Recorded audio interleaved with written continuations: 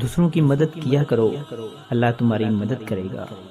دوسروں کو سکون دو، اللہ تمہیں سکون دے گا۔ جو چیز لینا چاہتے ہو وہ دوسروں کو دینا شروع کر دو۔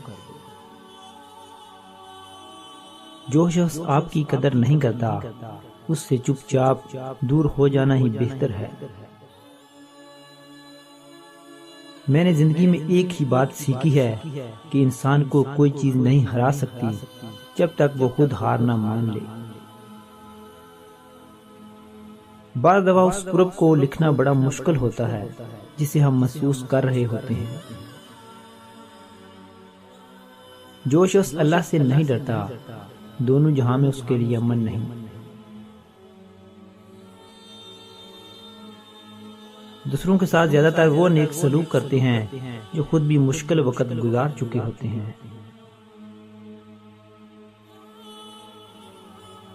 زندگی میں ہمیشہ اپنے چاہنے والوں کو اپنی کمی محسوس کراؤ، مگر یہ دوری اتنی لمبی نہ کرو کہ کوئی آپ کے بغیر ہی جینا سیکھ لے۔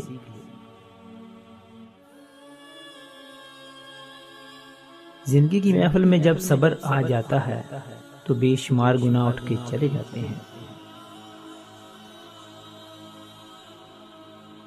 اپنے قرابت داروں کی کمزوریاں اچھالنے والے، دوسروں کی عزتوں پر باتیں بنانے والے، خود کو خاندانی اور دوسروں کو کم تر سمجھنے والے کبھی بھی عزت دار نہیں ہوتے۔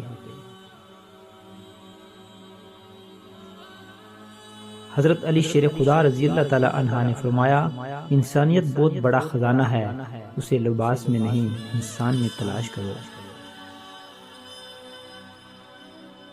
سنجیدہ بنو لیکن تلخ مزاج نہیں، بہادر بنو مگر جلد باز نہیں، علیم بنو مگر غلامی کی حد تک نہ پہنچو۔ عرش والے سے رابطے مضبوط ہوں تو فرش والے کچھ نہیں بگاڑ سکتے۔ حضور نبی کریم صلی اللہ علیہ وآلہ وسلم نے ارشاد فرمایا، دو وقتوں کی دعائیں رد نہیں کی جاتی، ایک اذان کے وقت، دوسرے اس وقت جب گمسان کی لڑائی شروع ہو جائے۔ اللہ کے رسول صلی اللہ علیہ وآلہ وسلم نے ارشاد فرمایا، اللہ تعالیٰ فرماتے ہیں میرے ذکر کے لیے وقت نکالو، میں تمہارے کام میں برکت عطا کروں گا، ورنہ دنیاوی کاموں کی کثرت تم پر اس قدر مسلط کر دوں گا کہ تمہیں فرصت ہی نہ ہوگی اور سکون سے مرحوم رہو گے۔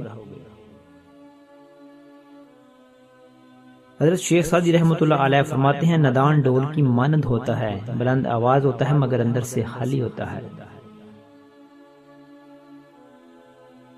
پرندے اپنے پاؤں کی وجہ سے جال میں پھنستے ہیں جبکہ انسان اپنی زبان کی وجہ سے۔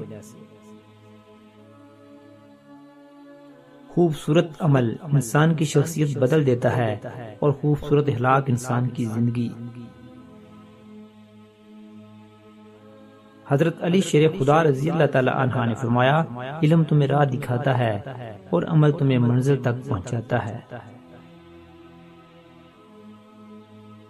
حسد کے لیے بس یہی سزا کافی ہے کہ جب تم خوش ہوتے ہو تو وہ غمگین ہو جاتا ہے۔ کسی خاص کے چلے جانے سے زندگی رکتی نہیں مگر بدل ضرور جاتی ہے۔ ضرورت سے زیادہ اچھا ہونا ضرورت سے زیادہ ذلیل کر دیتا ہے۔